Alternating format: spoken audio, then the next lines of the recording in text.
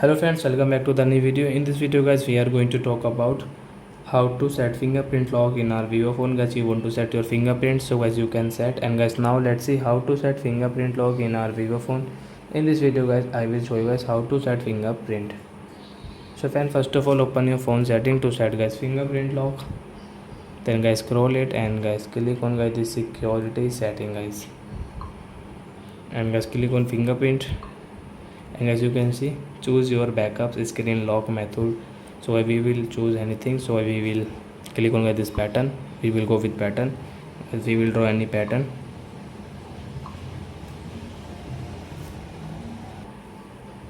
So friends, you can see this done. And guys start inputting. And guys you can see, so we will have to click on this sensor. So we will click here like I touch and remove guys, touch and remove, different move guys. Then guys you can set your fingerprint. So as you can see, fingerprint has done. So guys done. So guys you can see, you can open your phone to touch fingerprint. So I hope friends you have understood how to set fingerprint lock in our vivo phone. So that's it guys, thanks for watching my video. Now we will meet in the next video with new topic.